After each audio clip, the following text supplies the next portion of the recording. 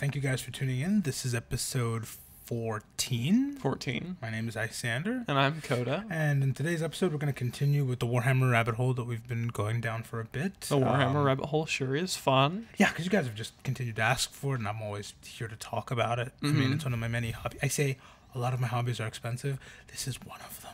Yeah, that is one of them. I'm not as deep into the Warhammer community as you are, but like just seeing the prices on some of those figures. Oh my god.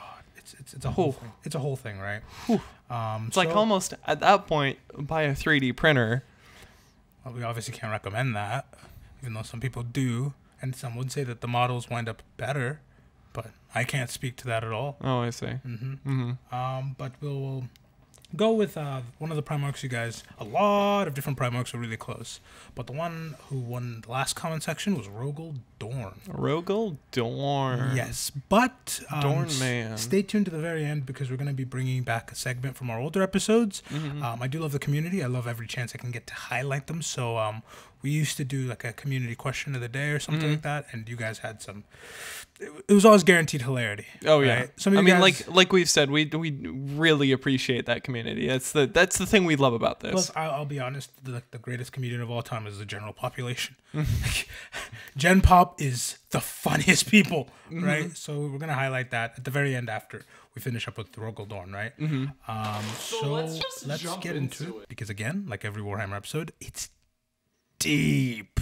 It's deep, right? Of course, as always. Yeah. So we're gonna retread some ground with just. He's a Primarch, obviously, right? That's one of 20 sons that the Emperor of Mankind created. Yes, correct. Big boy. Basically, like, big boy God Emperor Wizard is the quickest way you can go through it. Yeah. Quickest way you can Big go boy through it, psychic, does a bunch of, like, brain stuff. Sometimes blows up people's brains, from what I've heard. Yeah. Like, he's a whole thing. But he created 20 of these sons, and each of them are good at, like, a thing, right? Rogal Dorn got defensive warfare, strategic planning, and resolve. And you're like, well, that's great, but, like, another one got immortality and another got wings? So it's like, that's hardly fair. It's hardly fair, one would think. I mean, so what we're discovering here is that the writers' team plays favorites with their children. Not necessarily. Because you look at that, you're like, oh, wow, Unbreakable Defense, Hardy Har Har, so cool. Well, you're going to find out later on, like, he's not a chub. He's not a chub at all, right? I mean, I guess actually that's to be expected, considering the Blue Boys are the favorites of the writers' team nowadays. And a writer. A writer that a lot of people dislike. Anyway, Gilliman is a favorite, but his superpower is taxes and Microsoft Excel.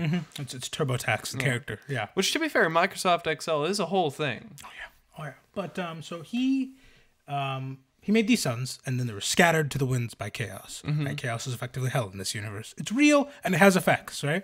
They're all thrown across the universe. He landed on the planet of Inwit, right? Inwit? Inwit. Not Nitwit, Inwit. Inwit. Kind of like Intuit TurboTax. Oh, Jesus. And it's a very cold planet. Yeah. It's a very harsh planet. It's not very forgiving. I can't remember if it's tidally locked, but it's really, like, to live there, you have to be a very hard people. Would you say it's cold as ice? Yeah. Are the people there willing to sacrifice our love? You're as cold as ice. You're willing to sacrifice. Have you never heard that song? No. Oh. Lost me. Oh. Completely lost me. Oh, it's Cold as Ice by Foreigner. It shows up in Stranger Things. We watched that show together. Does it? Yeah. Does it? Yeah. It's the part where Elle breaks up with Mike for the first time. Oh, I can't be bothered. Can't be bothered to go back. That's you remember it's from it's in the middle of season 3 when she starts getting influenced by Max, and so, like, you know, she does that whole, like, she didn't have a proper growing up, and so she says in, like, broken English, I dump your ass. And then Cold as Ice starts playing as, like, you know, these, like, 12-year-olds don't know how to deal with the consequences of a broken relationship. I remember the scene. I don't remember that song, right? But anyway, yes, it's cold as ice on that planet, right? And they're willing to sacrifice.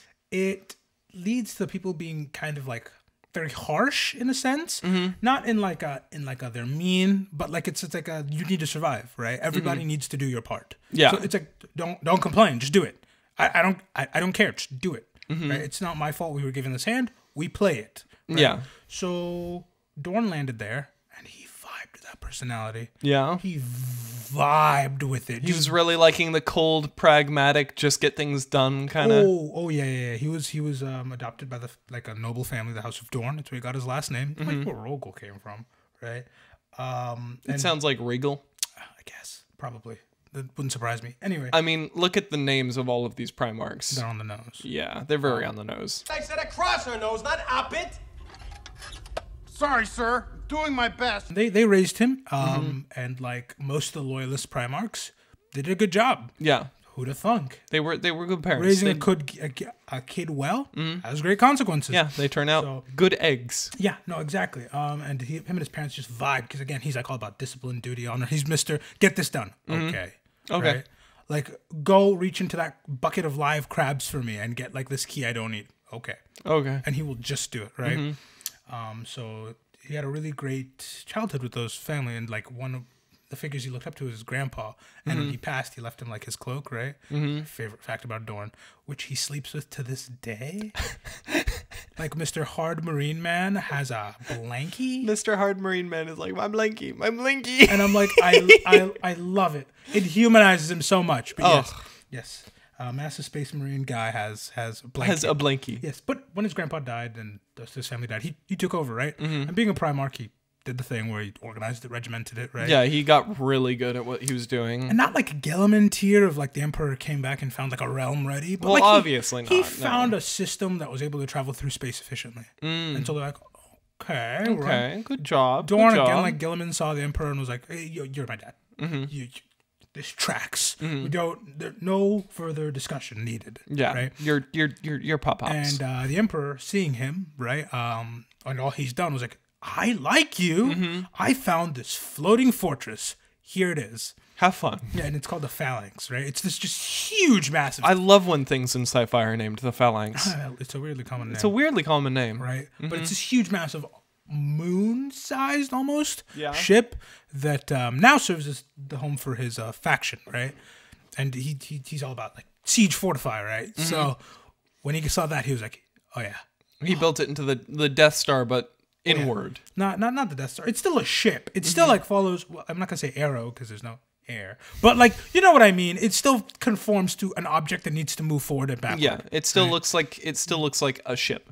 And the interesting thing about legions is like they're usually kind of like their Primarch, but like it's almost like a Russian sleeper agent when they meet. Right? It's like you'll notice like they're like really really good soldiers. They're really really really effective. But like in the presence of their Primarch, it's like they shift. They just into like a activate. different gear. It's like they're like his legion was good at defending. They weren't, and they're still pretty good at defending. But like around Dorn, it was different. They shipped into like 5th gear. Different. I mean, just unassailable, just hard. Just unbeatable basically. And Dorn trains them to his brutal standards. Yeah. Right, which leads them to actually, I believe, being the legion to fought the second most of the Emperor. I think Horus is first. Oh, with not fighting fighting with, not fighting with. No. Like they fought side by side for a while just because they're really good at their job. Like, yeah, sure, you may think defense is a wall, right? But like if that wall's moving at you, that's great offense suddenly.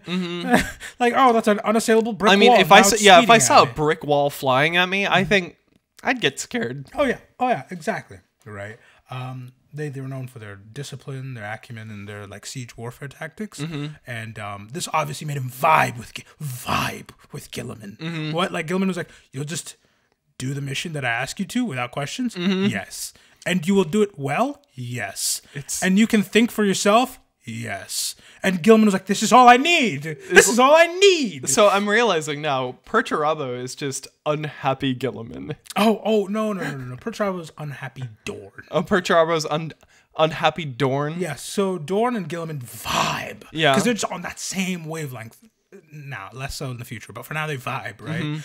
Perturabo and Dorn do not at all. Because Perturabo is also Mr. like, good at defense and good at building, right? But they do come at it from different approaches. And Perturabo didn't have as good of a childhood. Again, Dorn kind of had it, not like great, but like he's always been able to take it on the chin. Yeah. Like, I'm on a frozen planet. Okay. I can't change that. So what can I do? Build on it. Yeah.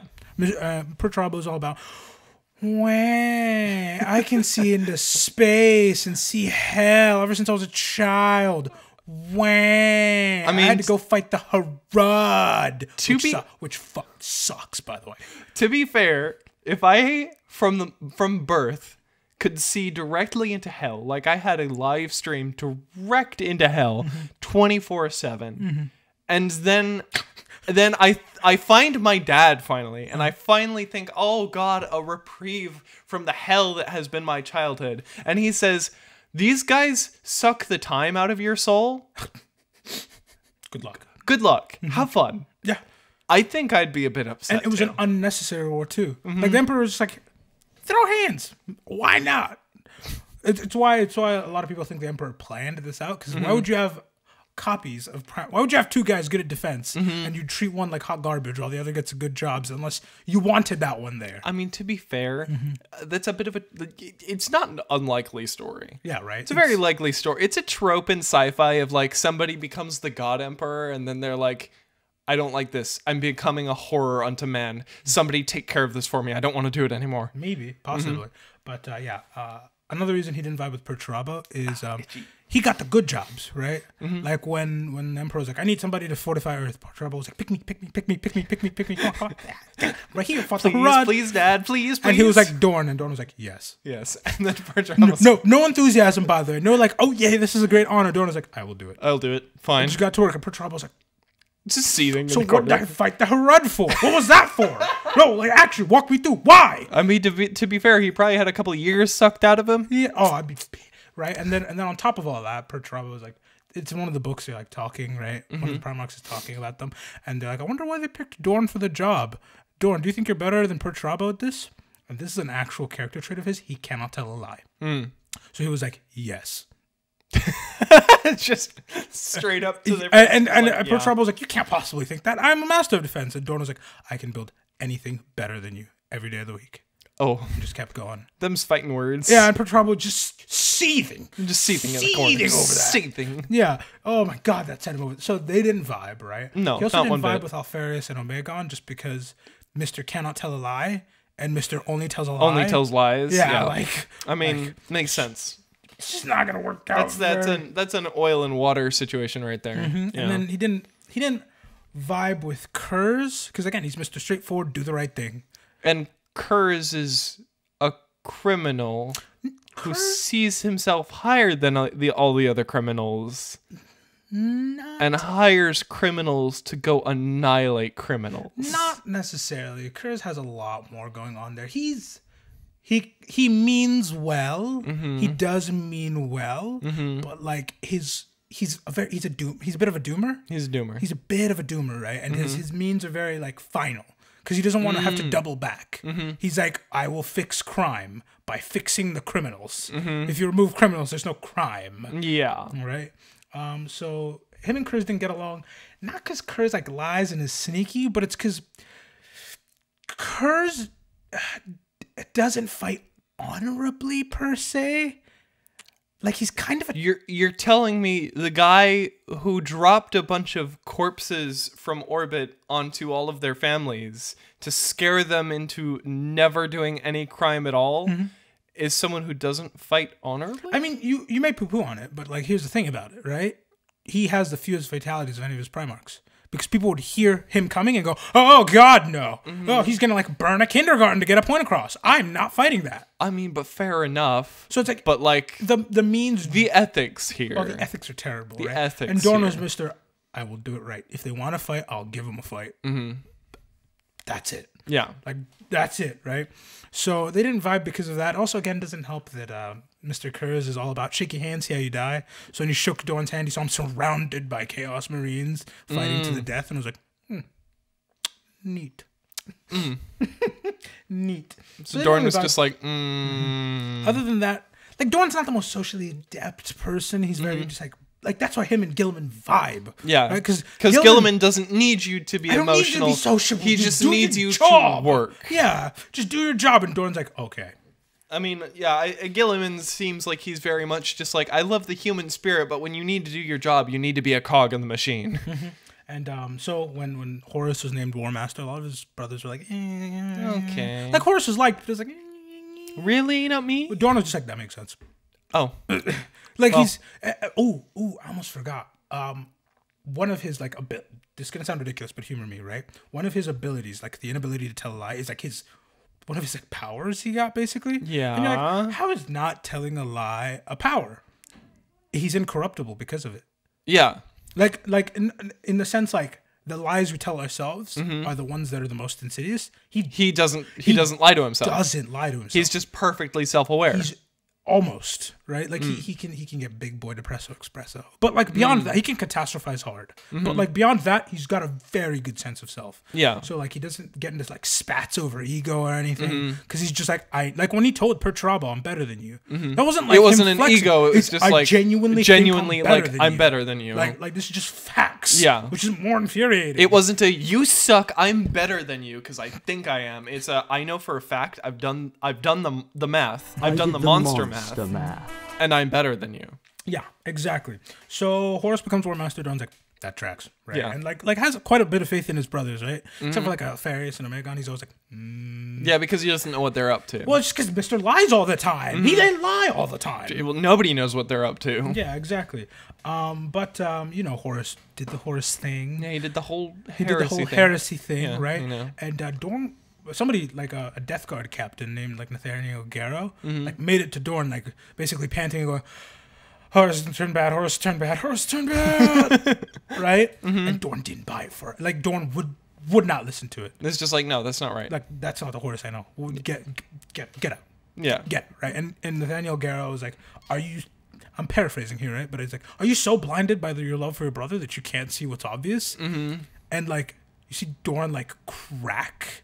For a second. Like, no, because it's like you see Dorn is usually like stoic, straight facing it, right? You see him like furious. Like furious. And he's like, okay. I think that's scarier than Angron's fear or Angron angry. and he says, like, because Angron angry is like that's consistent. But you see somebody who's just been like, okay.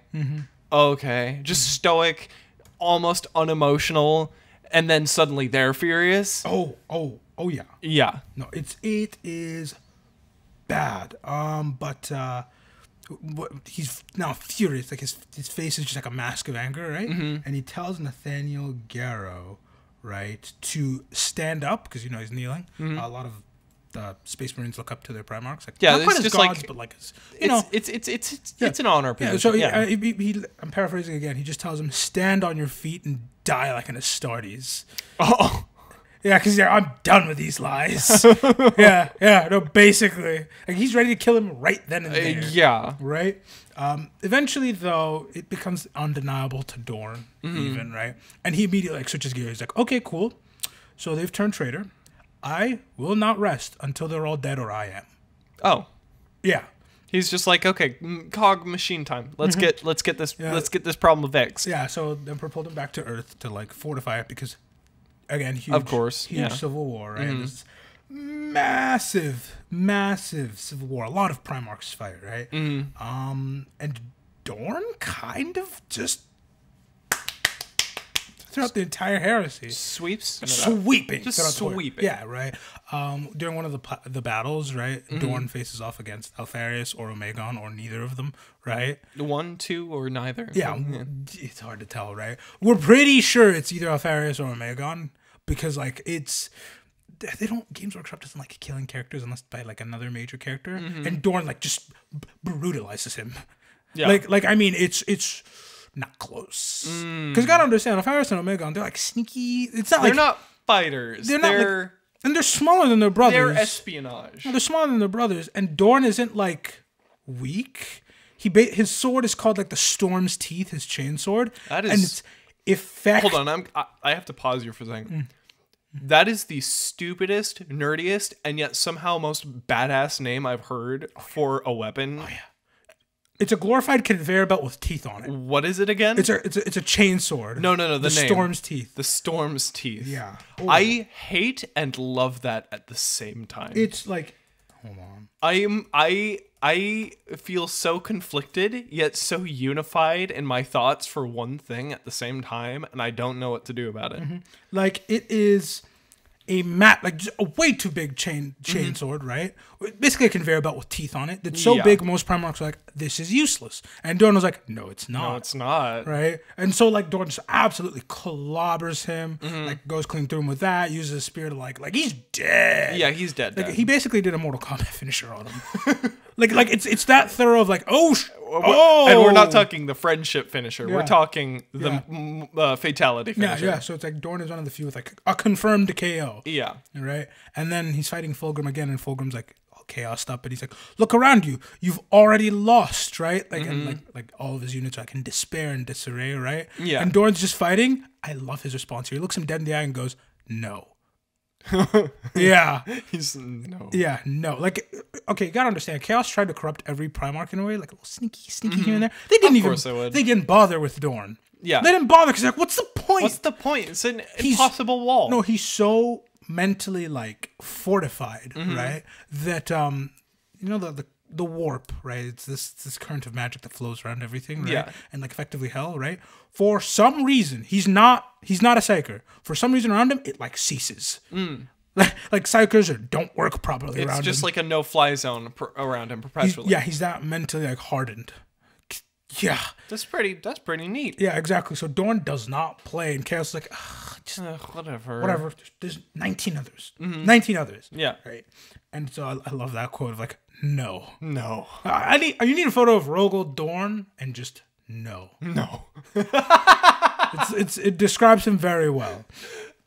We should go back to the first video where we do the first 10 Primarchs and just do it quotes. Yeah. Just like a 5-minute video of their quotes. And Rogal Dorn. No. Yeah. And then eventually, the very, very end of the Horus Heresy, right? Rogal Dorn is one of the few people there at the very final battle.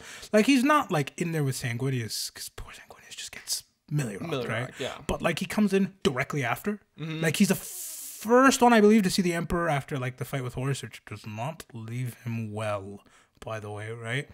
And I mean, even if I hated my brother with my entire guts, if I saw my dad mutilate him and then ream his soul. Oh, no. Horus is dead as hell on the ground, and the Emperor's like not doing like. Oh, the Emperor is like having like he's like not in good shape. Yeah, either. you gotta understand. It wasn't just Horus he was fighting. Horus was like, okay, so all four chaos, like if a Chaos God like kind of looks in your direction, like things tend to go like not better, but like better relative to the Chaos God, right? If Nurgle looks in your direction, a bullet will get absorbed. You'll grow 3 extra boils, I suppose. If Sinesh looks at your direction, we can't say that. We'll get demonetized. If Korn looks in your direction, oh man, this fight's going great for you, right? Oh yeah. The best way to describe what Horus was when he was fighting the Emperor is all 5 Chaos Gods staring at him. 4 Chaos Gods stare. Sorry, they added like a new... It's okay. I made a mistake too, because I made 6. Oh my god. Counting's not our strong suit today. No, not at all. Yeah. I mean, technically, they did add a 5th, not like Gork and Mork. Well, but they're not Chaos Gods. But they are gods. They are gods. There's so many gods. They're somewhere. Yeah. But anyway, all 4 Chaos Gods are like solid eye contact with Horus during that fight. Like he was just so buffed up, it was unfunny. Yeah. So he was able to do a number on the Emperor. I mean, the Emperor did still win, but like it was one of those ones where it was like it was battered after it. Yeah, it's close. Battered, right? And when Dorn found him, before we get to that, just if you haven't yet, like, comment, and subscribe, right? We're currently on mission monetization. We're really close. Right there. Yeah, so literally like, comment, and subscribe. I have seen some of you. I don't know if I should like read out the names of the commenters, but I know they're watching, and I want them to know I've seen them. There's some people who like see our current stuff and they're like, cool. I'm gonna start binging everything you've done. I'm like, oh. I'm gonna recognize one of them because I thought this comment was name drop them though. Great. I'm not gonna name drop them, but they know who they are. Yeah, they always do. Like when we talked about like, oh yes, we like the community. If you like actually less, we love that. After that video, there was somebody in the comments who's just like, I have been recognized. This is us recognizing you a second time. Oh yeah, I loved that. Oh yeah. Like I said, I'm lurking through the comments because I don't have access to the account just yet. We're figuring that out. But I love all of that interaction there, and I love the guy that was just like, I've been recognized. Oh yeah, there are so many of you who've binged all of our content. I caught up all the way, so thank you so much. Right.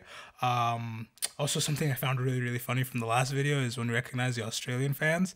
The Brazilian fans came out of nowhere. I mean, I won't lie, caught me off guard. Caught me off guard. But I'm glad to see you guys. I'm not sure what season June will be for you down in Brazil, but we're currently trying to get to 10,000 subs by June. I think it's winter. It's winter because it's the southern hemisphere. Is that is how that works? Yeah, it's been so long since I've done geography, and by that I mean how many years has it been since I left enough school? Enough. Yeah. So I don't know what season it's gonna be for you down in Brazil, but winter.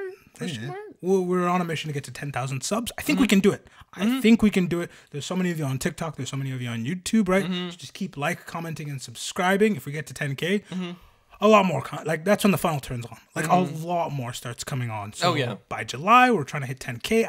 I know we can, right? Yeah. So that's going to be by the beginning of summer for everyone in the Northern Hemisphere. And for our Australian fans and Brazilian fans, I suppose, it's going to be winter for you, right? For our topsy-turvy ones, it's going to be winter. Topsy-turvy. Again, with that every time you say topsy-turvy, I think of that stupid tomato garden. Jesus Christ. Yeah. But thank you. I am so Americanized. Again, thank you guys so much. And, thank you so much. Let's get back to it, right? So Dorn found the Emperor just battered. Just on the ground, just like... Ugh. Yeah, right. And he was one who... He was having his own personal sanguineous moment. Oh, yeah, right. And he was one who... Which, by the way, rough. Walking into a room, seeing sanguineous, just battered on the floor. Horus battered on the floor. And your dad, battered on the floor. You're like, oh, God. My entire family. Yeah. So he was one of the people to put him on the throne and inter him there. And Dorn internalized this. Oh, because he was the Praetorian of Earth. He was the last line. I was supposed to keep this from happening, and it happened. So Dorn's usually really good at not lying to himself. It was all his fault. And that was the story from that point. He had his crack moment, and then Guilliman, being Guilliman, right, was like, how do we prevent this from happening again, right? Well, let's make sure that there's not only 20 legions. Let's fracture because if you fracture power, it's less likely to get like that. Screwed up, right? Yeah. The more concentrated power is, the worse it tends to be. Yeah. So he said, let's fracture the legions with this thing called the Codex Astartes. And everyone is like, everyone who's still around is like, I'm not a fan of this. I'm not a fan. These are my kids. We have been doing this forever. We are just, hey, we are fine. We're fine. Why don't you take this BS back over to Chaos and tell them to fracture, huh? No, what is this? What do you think they're going to fracture in the warp? No. No, they're like, what is this nonsense, right? But Gilman's just like, guys, please. This is trust me, this is what I do. But trust me. Dorn in particular didn't like it. He led the charge against it because he felt like it was a personal attack. It was like, oh, so you just want to fracture my faction because I failed. Oh, it's like, oh, I screwed up. I'm sorry. Why are you gonna take it out on me? Yeah, right. And so poor Dorn. Eventually Dorn was won over because he is able to see reason. But he internalized it bad. Yeah. In this time, he also sought meditation, but because again he's a very hardened guy, his form of meditation isn't sitting under a waterfall and thinking. It's putting on this rubber suit, kind of. Oh, I remember this. That fully grips to your skin. The pain glove. Yeah, that fully grips to your skin, right, and attaches to your nervous system, and lights them all on fire. Basically, it puts you in the worst pain imaginable, and it doesn't let you sleep. And so he's just like, I will meditate on what to do, and just magic pain glove tell me what to do. And he's in there for weeks. He's in there for a while. Yeah. Enough to drive most people insane. And Dorn just comes out and he's like, okay, new plan. I'm going to drag Perturabo from hell. And Gilman's like, no. And before he can say anything, Perturabo starts taunting him and going, ooh, look at my new fortress. It's so unassailable, Dorn. Ooh. And Perturabo. It's that one meme that we put in one of the last videos. You dare to attack my demonic fortress? And they built this fortress that was miles of traps, of machine gun. It was like punji pits, like Indiana Jones style boulders. We're talking about the Great Wall of China times 10. Yeah, no, it was bad. Like the punji pit from, for some reason, Tony Hawk Pro Skater 2. The what? Yeah, the punji pit. You know, like in Vietnam, what they would do is they'd like sharpen sticks.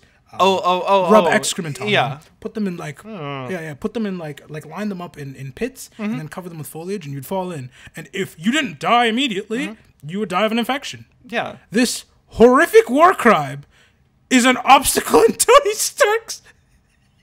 It's an obstacle in Tony Stark's Pro Skate 2. I've never played Pro Skate 2. Oh yeah, no. You're kidding me. I'm not. No, like you can literally drop punji pits. Yeah, so Perch Robbo basically went to the like skate park builder from that game and said, "All right, as many punji pits as we can line up." Now the only image in my head is Tony Hawk in the warp skating past. Yeah, just skating. Chaos. Yeah, just skating through like all the punji pits and stuff. And all the but yes, this place is awful. It's like he just goes through the realm of corn and he has to fight them off with the board. Like he has to get off and fight them off with the board. Oh yeah. He hits Nurgles and he like I don't know what he does for Nurgle. He hits Slanesh and then we're not talking about that. Yeah. Well, I'm pretty sure if you hit Nurgle's arm, he'd be surfing at that point because it's just bog, big boy bog energy. Bog. Yeah. Bog in the American or the British definition? Yes. Ew. Bog. Yuck. Yeah. Yeah, so it's like war crime, the Citadel, and Dorn, because he's in his feelings, right? He's having a full-blown Drake moment, right? Oh. Like he's feeling some type of way. Which phase of Drake? His Pathany Twatano phase is in his feelings. When he got dreads and was in his feelings after things with Rihanna didn't go well, which fair enough. I won't lie. I'd be in my feelings too if things didn't work. How do you fumble Rihanna? I'd be shattered. I don't know how he manages to this day. It's honestly impressive. But yeah, so he got in his feelings and he's like, I will bring him back, come hell or high water, right? And there's a lot of hell and a lot of high water. Like, it was bad. It was bad. Like his legion straight up almost died. Like 70% of them died on that day. Like Perch Robbo, like yes, we meme on Perch Robbo because he's like a whiny baby, but like he's still good at what he does. He's still competent. He just got the Primarch. He just got the short end of the stick, right? Like he was gonna die. Dorn was gonna die right then and there before Gilliman and the Ultramarines came in and were like, my God, if you do not leave right now, I will end you myself. I will end you just to keep that whiny bitch from doing it for you. I swear to God, if you do not hop on this ship right now, Dorn, what are you doing? Get the back home. Like, no, what are we actually doing here? Yeah. Right?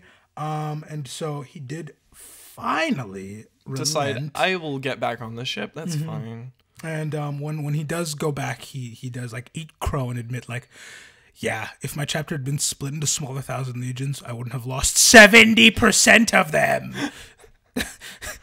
Well, if his chapter had been split, he probably wouldn't be like having all of these yes men going, yeah, let's crusade hell. Well, okay, to be fair, like legions really look up to their Primarch, like really look up to their Primarch. So they still probably would have followed him. Oh, like I mean, you don't understand. Like when Gilliman's resurrected, right? Like the current the current Ultramarines are like aghast.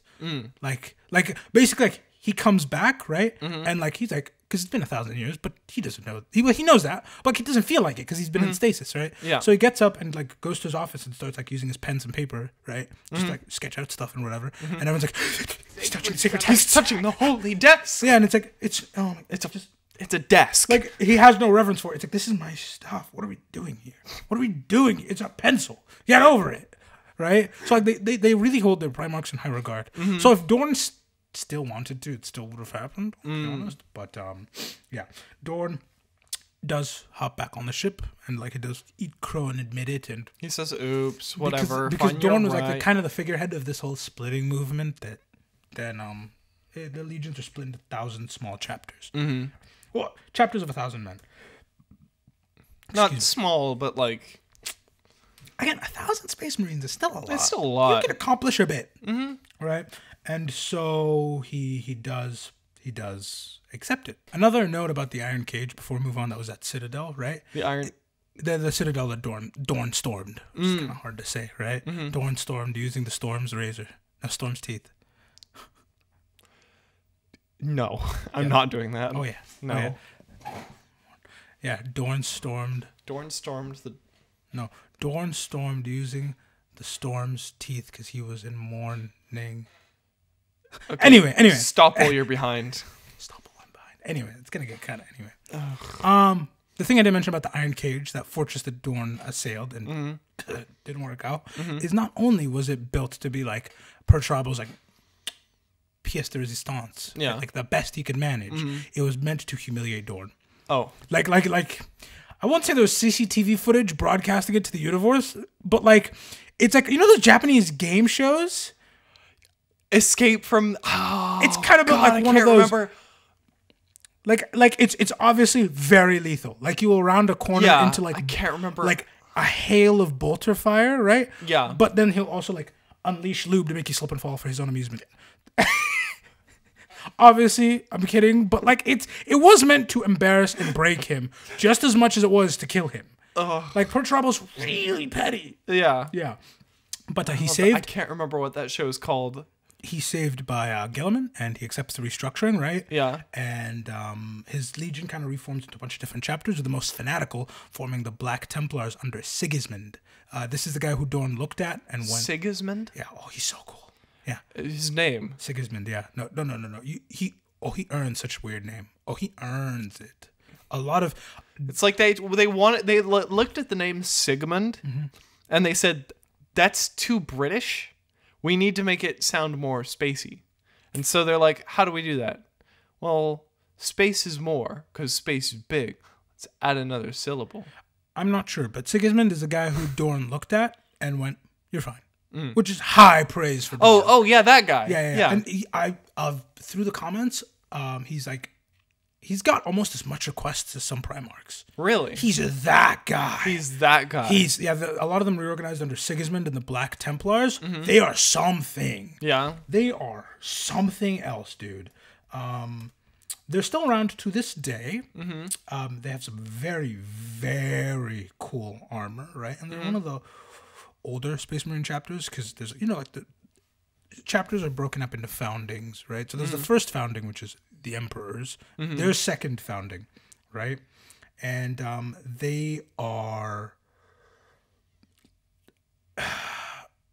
the only way to describe them is like Dorn's fury incarnate. Like, that anger when he was telling This is Garrow, Dorn when he cracks. Yeah, like when he was telling Garrow, stand so you can die like an Astartes. It's that anger. Yeah. Just made flesh. So Sigismund leads them, and they are something. We're going to do a video on them someday, right? And then the rest formed a bunch of different chapters, all kind of taking like a facet of Dorn, right? Going with the theme, all of the Primarchs are a facet of the Emperor, and then all of the... a facet of the... Exactly. After that, though, we're going to skip a little bit. During like one of the first Black Crusades, Dorn's just floating about. Who's Black Crusades? Abaddon. And how many are there? And it's 13 Black Crusades. Yes. But that's spoilers. They didn't know this at the time. This was just a Black Crusade. Like, was this the first? This was the Black Crusade. Was this the first? Yeah. Well, they didn't even know 12 more were coming. I know, right? It was like it's the equivalent of watching the first Iron Man and not knowing what comes next. Oh God. Oh God. Yeah. But anyway, during that, his ship gets boarded by like a ton of Chaos Marines. A ton of Chaos Marines. And Dorn is like trapped in a hallway just fighting them. I mean, just an ungodly amount of them. Having a go of it, I'm sure. Right. To be fair, he's doing a lot of work, right? But by the time his legion can get there to help him, they can't find Dorn. All they find is his left hand. Oh, yeah, the left hand. And that's where Dorn is currently. Everyone assumes he's dead, ripped apart by a bunch of Chaos Marines like Kerr's saw. Yeah. But I don't buy it personally, right? I don't fully buy it, but that's what we know so far. Dorn is dead. Now here's my question: which hand did Kurz shake? Because of its left hand, maybe he just saw the death of his left hand and not it. Wouldn't that be a Wouldn't that be a theory, Koda? Wow. Yeah. Oh, that's rules lawyering, and I like it. It's entirely possible. Games Workshop, please hire me. I'll write your Primarchs back into the series. Well, that beats any theory I was going to beat. Wow. So yeah, that's where Dorn is currently, right? Maybe dead, maybe not. Maybe dead, maybe not. He has a lot of cool artwork. a lot of the fandom can't decide on what haircut to give him. Like, he has a mullet sometimes. He has like a handlebar stash going on. He has all kinds of haircuts, whereas most of Primarchs tend to stay consistent. The reason this matters is because the Iron Fist community has come up with a great explanation for this inconsistency. What? He chooses the best haircut. He chooses the haircut with the best defensive stats for the mission.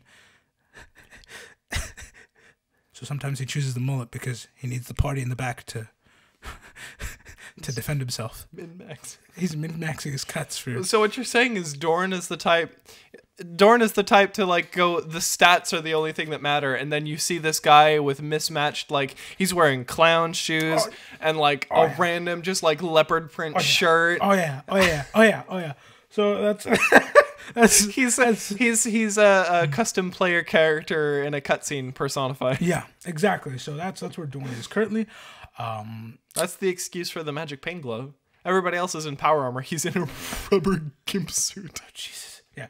His Legion still has his hand, and like they scrimshaw the names of like their greatest warriors on it, and they are looking for him real bad right now. And we've got your hand. We want to give it back. Yeah, and hopefully, I really hope they find him. Maybe Conrad Kurz just saw the death of that limb. Just that limb. It's possible. Now let's move on to the community comedy section. The community comedy section. Where we're going to cover the question of the day that I asked you guys and the stories you gave back. Today we'll be covering when did you realize you were the problem? Yeah. No, that was the problem. Yeah, well, some of these people, wow. Yeah, so that's the question for the week. When did you realize you were the problem? And the response is dubious. Dubious? Dubious. Explain dubious to me. When did you realize you were the problem? When two men were fighting over me at my best friend's wedding while my man was asleep upstairs. Yeah. No, like, my question is, why is he asleep upstairs? This is a wedding, right? It's probably the after party. Oh, you think it's like a hotel kind of thing? It's probably the hotel, or they're at the hotel on the way there. That makes sense. It's like the reception. Either way, it's a mess. It's a mess. It's a mess. That is a mess. That's not a love triangle. That's a love. I don't know. Square. It's a love square. Point It's square. a love cube. When did you realize you were the problem? She walked in on me with two girls again after I had previously cried and begged for her forgiveness. I was doing theatrics. This man pulled out his old acting major, cried on the floor. Please take me back. This will never happen again. This is the dude from last week. No. The women guy. No, because the women guy played it off. He actually yeah, that was part of his theatrics. Oh, you think he was caught again? After he made those women hide in the closet. Oh my God. If it's the same guy, I swear. Oh, that's hilarious. It's probably not, but I like to make up stories. Could you imagine? Imagine if that was a same Oh my guy. God, babe, you fell on your head. I'm so sorry. She walks in again? Again? Oh. No, at that point you the theatrics you have to play there is you walk up and beat the brakes off her so she doesn't remember, and then she wakes up and you're like, oh hun, sorry, you got beat up in a bar fight. You were so drunk you don't remember actual any of it. Gas. Whoa. I was just gonna say the only theatrics you'd have to go through is avoiding murder. No. Because if she sees you a second time, hell hath no fury. You're gonna leave. No. Just walk up. No, if you're going to be that awful, you have to full send it. You have to commit. You have to commit. Jesus. Okay.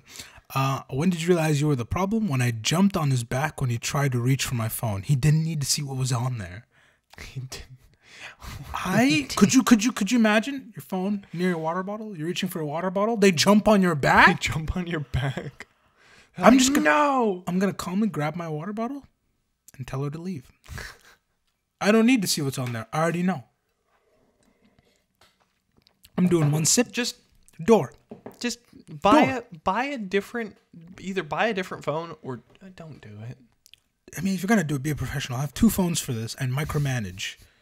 Like that one girl, a couple episodes ago, who was like, "Yep, I'm coming up on my 2nd year anniversary of the side piece and my 4th year with the maid." I'm like, "Oh my God, do you know how treacherous Valentine's Day must be for her? She's got to have an excuse to always be out of town, sick, something." Yeah. Jesus. No, if you don't have the commitment or the like micromanaging skills, It's a lot of It's a lot of micromanaging. Honest to God, it's so much work. Jesus Christ. Just then don't do it. Just don't do it. Yeah. If you don't have the commitment to buy 2 phones, don't do it. I know. When did you realize you were the problem? When I unfollowed my ex on Spotify. Why were you following him to begin with? Let's move on. Is he a Spotifyer? Is he big? He's probably nothing. When did you realize you were the problem? When I saw no pictures of me on his phone. That is, I don't want to remember you. Yeah, that is, I don't want to see you. This gallery is for good memories, and you are in none of them. That's what this is for, and you are in none of them. No. When did you realize you were the problem? When I got punched, and my friends cheered and shook the hands of the puncher. You are the villain. You're the villain. You're not the problem. You're the villain. Have you ever seen The Good Place? No. You are Thanos, and they are the Avengers. But shook, I couldn't. I have some friends who I love dearly. There's nobody's, and everyone's friends get on your nerves sometimes. But there's nobody on earth who could sock them, and then I cheer and shake their hand. I'm not hanging out with you. No. Well, if I would cheer if you get socked, I'm not hanging out with you. Yeah, just like do something else. Yeah. Jesus. And then could you imagine on the floor, and you hear, nice job, firm grip, put her back into it. She deserved it. I'd be on the floor contemplating, like I'm just sat there. Man, I think I need to see a dentist. I lost a tooth, and I hear. No, imagine you get punched and your friends are in the background just like cheering on the puncher, just going, all right, square your hips, tuck your shoulder, pull back. No, I don't know if you guys have played Hi-Fi Rush, but could you imagine you get socked and you just hear chai, chai.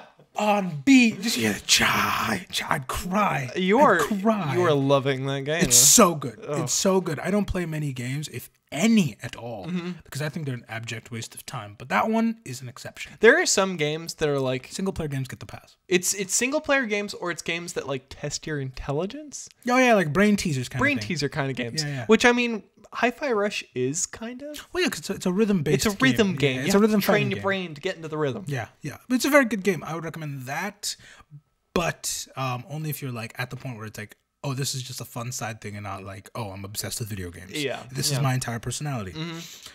Right? When did you realize you were the problem? When I was crying because he didn't reply to me. Little did I know I was the one who didn't reply to him. I won't lie. I've been there before. Not crying, but just like angry. So I'm just gonna get left. I'm just gonna get aired. And then I'm just gonna get aired. And I look, and I'm like, and then you look at Snapchat, and it's just like, oh, message. Oh, message received, not replied. My bad. My bad. Whoops. See, my issue is what I do is I'm in the middle of something and I see a phone notification and I get distracted very easily. So I go to read the phone notification. It's a message. I read the message, go, okay, I'll reply to this after I'm done with what I'm doing. And then I'll continue doing what I'm doing. And I'll forget that I read a message. Oh, I couldn't do that. I hate that. I see it and I reply. No, I can't. It doesn't never happens. When I followed him from party to party, hoping he would see the hickey that somebody else gave me. I'm like, no, at what point I'm like, no. Like, I'm just seeing you trailing me 3 parties deep. And I'm like, no. What are you doing here? Are you invited? Does anybody in here know this woman? No. Why are you here? It's probably like local block parties. Yeah, I don't care about you. We've moved on. Yeah. No, don't let yourself get wrapped up in someone else's life so much. I know. Like, you're living like they're the main character, and like you are like nonsense. The weird, dramatic, like a side piece character. No, utter nonsense. Like, you're the main character. Don't let anybody else be your own main character. That's just good advice in general. Yeah. Like, really, like, just like live life like you're the protag to a degree, and you'll probably be fine. Yeah. When did you realize you were the problem? When I had a sneaky link come and pick me up while I was on a date with my ex. Treacherous. Because that means she has a main. She's going on a date with her ex for some reason. And she has a side thing pick her up. There are levels to this. This is another one of those love cubes. You guys have got to get like micromanaging. That's you all. have to get better at your logistics. I mean, couldn't. Come on. Could you imagine on a date with somebody and then another man picks her up? No. No. I don't see an Uber sticker. I don't see a Lyft sticker. I don't see a Bolt sticker on that G-Wagon. Who is that man? No, who is he? No. Kim. Come back. We did this when we were together. Who is this man? No, I'll drive you. I will take you home. He's your Uber. Cancel it. Let's move on. I'll take you home. I don't see the sticker. I'll take you home. The valet can bring out my clapped out Geo Metro. I'll take you home. I will take you home, Kim. You are not doing this to me again, Kim. Not again. Could you imagine? Every time somebody brings up, this is so off topic. Every time someone brings up a Geo Metro, I think of Glass Animals. Why? Space Ghost Coast to Coast, the lyric. Remember when you stole Mom's old Geo Metro? Oh, really? Yeah. I need to listen. I don't know why that lyric's just stuck in my head. One of my friends lives in an area, and one of his neighbors has a clapped out Geo Metro that he's straight piped. Why? Because, and I'm pretty sure he won't confirm this, but I'm positive this is the thought process. Every night at 12 o'clock, he like guns it down that straight, like just ruining the peace for everybody. And I'm pretty sure it's to keep property values low. Because, you know, it's like, oh, look at this nice home, this nice bedroom. And like every neighbor's cranky and you hear a clap out geometric. Yeah, you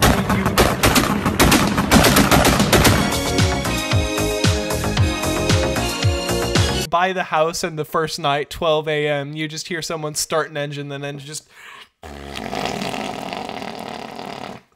Yeah, basically. Yeah. And I'm pretty sure it's the equivalent of like stepping out on your front lawn and letting off some shots. Yeah. It's just to keep property values down. It just sounds like a fart can. Mm-hmm. Yeah. Yeah, so clap that Geo Metro. But no, I couldn't. I'd be weeping. He'd have to pick her up in a car worse than mine. He could not be better than what I'm currently driving. I don't like if you care. If you get picked up in like a... What are those cars that are like huge in India that are like $20? Like a tuk-tuk? Yeah. Honestly? Yes. If a man comes picks you up on a tuk-tuk, a little tuk-tuk type thing, yes. I don't feel intimidated at all. I'm like, that is in fact your Uber. His sticker probably fell off. That's not a real man. Let's move on. Oh yeah, a tuk-tuk.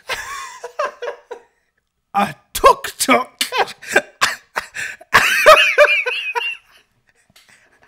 You get picked up in a tuk-tuk.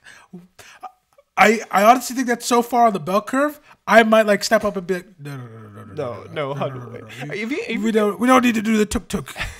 I'll tip the man. I'll be like, clearly you need this. So here's your car's value. Here's a tenner.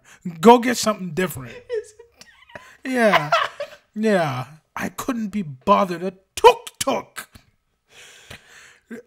Do you know? No, that's the point at which you let your girl cheat because that guy needs it. No. Could you imagine? God, could you imagine you're like in New York or something, right? Or like London, a big city, right? And like you're having dinner at like a decent restaurant. It doesn't have to be like A+, right? And like a tuk-tuk arrives. You hear that that they all make, right? Because every tuk-tuk has that same noise, right? Yeah, and because it's like a 3cc like bike. But it's but it's not just a tuk-tuk somehow. I don't know how one wound up here. I don't know how a tuk-tuk wound up this far away. But you see a tuk-tuk, right? And then on top of that, it's like a packed tuk-tuk. like you know, a tuk-tuk in its natural habitat with like the driver and like people hanging on and like the conductor like hop on and clears a spot for her. Like hold on to.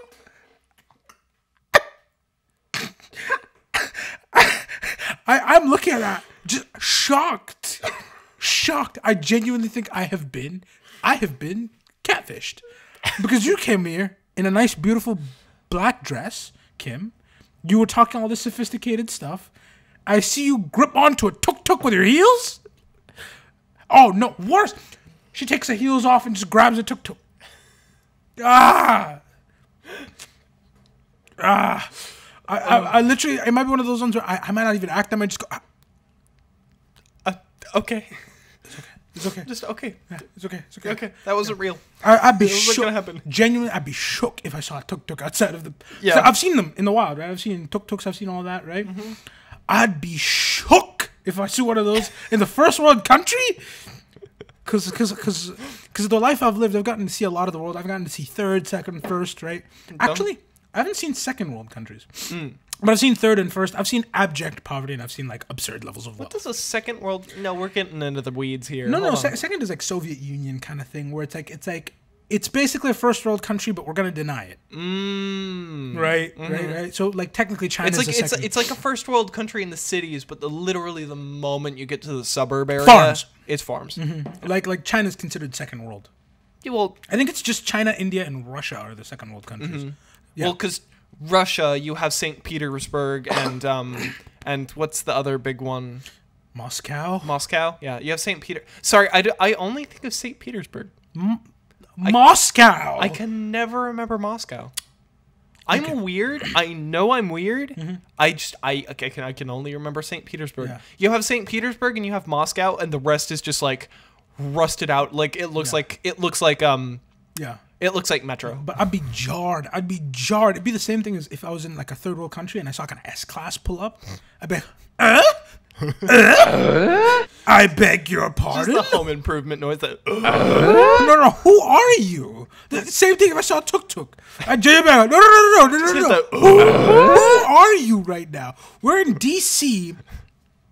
It's 3 o'clock on a Tuesday. Who's getting on this tuk-tuk? Right? Right? I'm like, no. What are we actually doing here? Right? Do you think she's letting the whole tuk-tuk hit? We're moving on.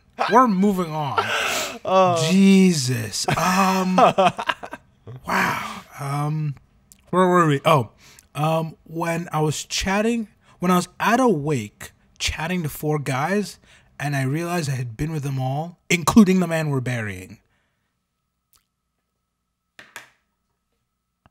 Holy. I'm chatting to 4 guys. I'm like, I've seen you before.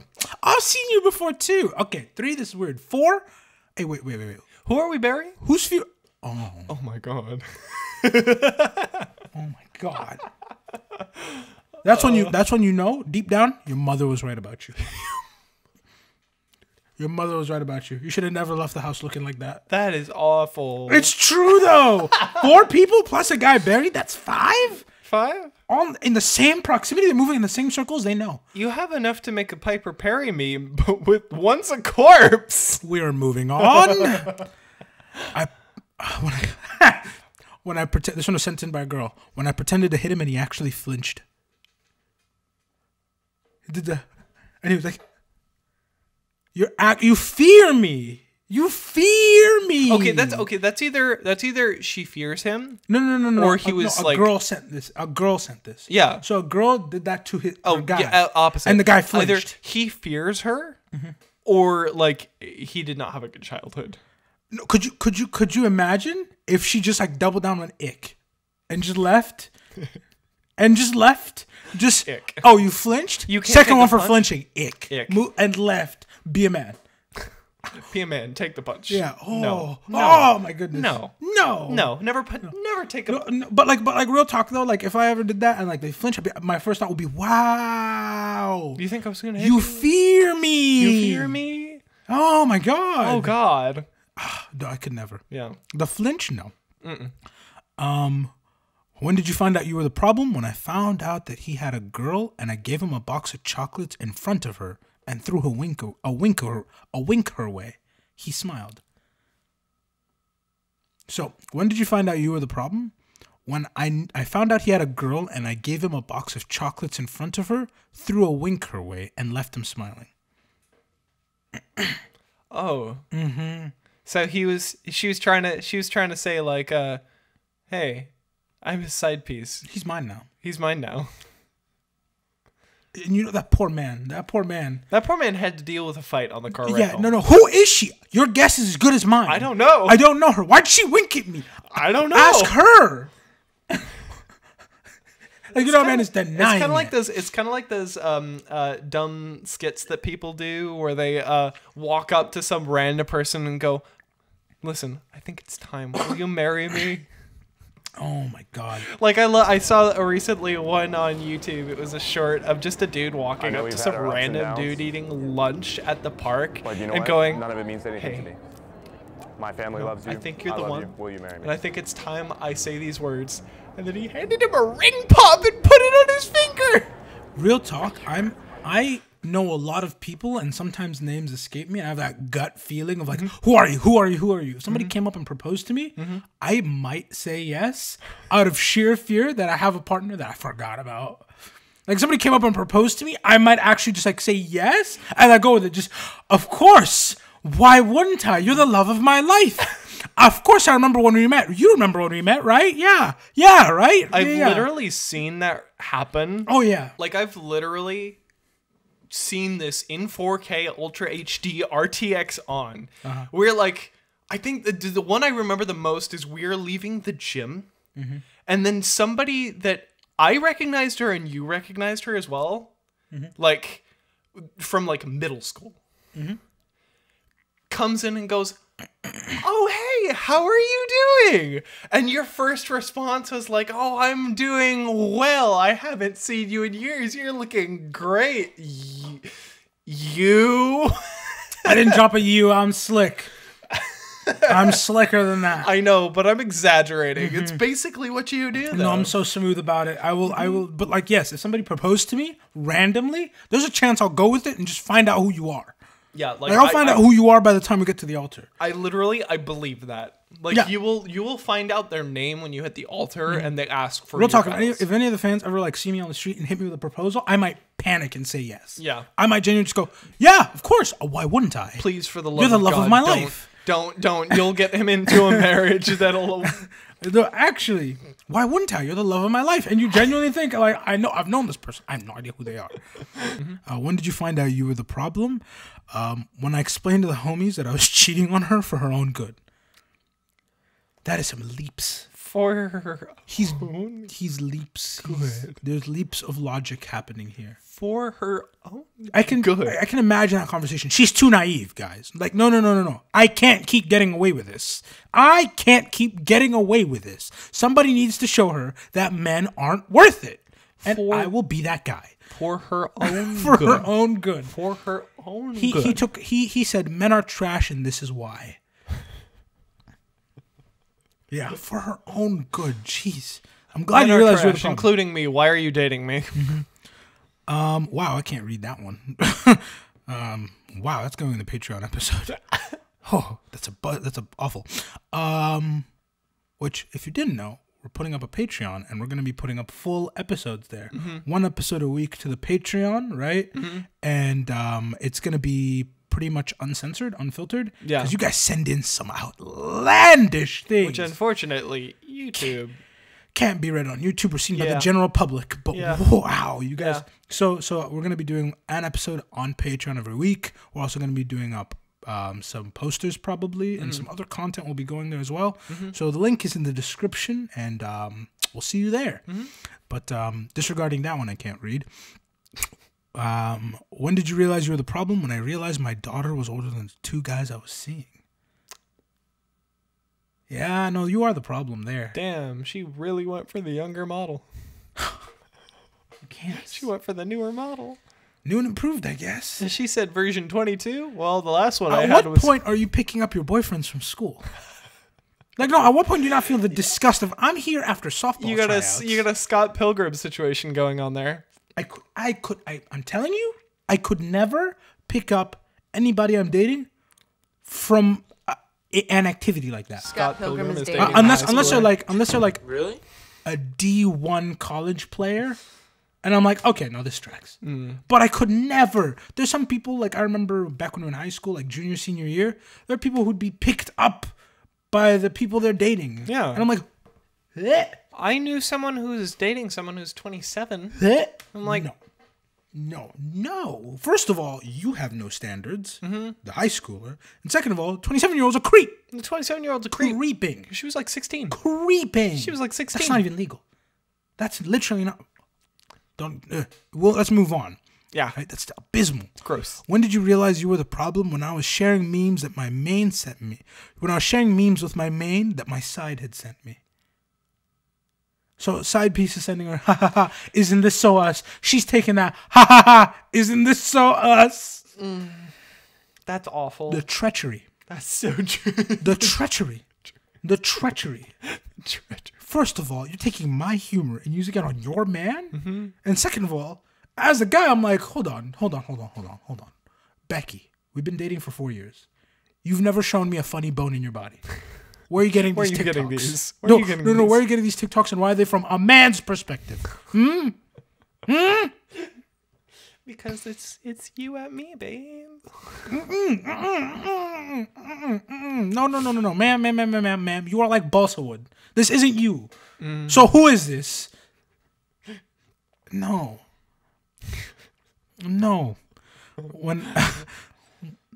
When did you realize you're the problem? When I told him I cheated and he broke down sobbing, asking, what can I do to make you stop? That's pitiful. This is one of those ones where you know she had the intrusive thought of just tell him to be a man. Because you know she had that intrusive thought of this is why I'm cheating on you. You're on your knees right now, begging. No, I mean, like, that man is... I don't mean it as in pitiful, as in, like, that dude's not man enough. I mean, like, that dude was probably, like... He was, like, he thought he found the one. I'm telling you, nobody on this planet could have me break down begging. But Shakira herself could not have me begging. I'd move on. That poor guy thought he found the one. Jennifer Lopez, Billie Eilish, none of them. There's a difference between hot people and the one. None of them could have me like... There's a difference between hot people and the one. Shattered? That dude thought he found the one, and the one told him, sorry, you weren't good enough. I found, like, Gerald over here. If I get with Shakira, I'm assuming she's the one. I'm putting all my eggs in this basket. She told me her hips don't lie, and I believe her. Even when the hot people date each other, you ever see celebrities? They date a new person every, like, 3 weeks. Or if it was no. I'm telling you right now. If I'm with, have you seen Leo D's dating profile? Oh no, Leo D's different. No, but I'm telling you, if I'm dating, Leo D hits up a new girl every time the last girl he was with has a baby. He's doing rotations so quick. This has to be like a coach making call outs. Where it's like, all right. She's getting tired. We're in the fourth quarter and rotation. Move on. We need a fresh one. Was it him or someone else who started dating someone whom he'd been a witness of their birth? Yeah, Leo D watched her get born and said, I'd hit that. I'm staying out of this. He watched the birth of someone and said, I'd hit that. I didn't. 18 years later. I didn't say all that. I didn't say that's me. I said that's Leo D. Moving all the way back. Like Beyonce herself. If I'm with Beyonce, all my eggs are in the basket. She said she's irreplaceable, and I believe her. And then I could never be broken down crying. What can I do to make you stop? No. I could never. I could never. Just because hot people are hot don't mean they're the one. I don't. And the last one, right? When did you realize you're the problem? When my therapist asked whether I actually like men or if I like manipulating them. Toxic for the love of the game. Your therapist broke character to tell you that. No, but like, honest to God, some therapists are like that, where it's like, they'll see the problem and they're like, no, we're done. I'm not sugarcoating this. You are the problem. No, your therapist has stopped like trying to help you and has realized I need to do damage awful. I need to do damage control. I need to prevent you from doing this to other men. Instead of fixing you, I need to like break the parts of you that are like malicious. Oh my God. Okay.